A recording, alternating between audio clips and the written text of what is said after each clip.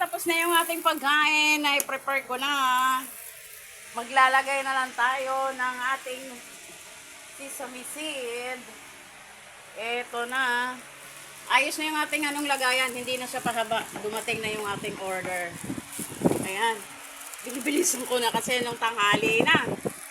Ang oras na mag-aalas 7 na, kailangan makagawa pa ako ng sangga, kimbap. Kailangan kasi alas 8 tapos na to lahat. Kasi i-deliver. Ayan. Ayan. Ako, maraming salamat po sa paulit-ulit yung panunood sa aking pagluluto. At sa walang sawa niyong pagsuporta sa akin. Maraming salamat po. Ayan. Medyo malabo yung ating camera.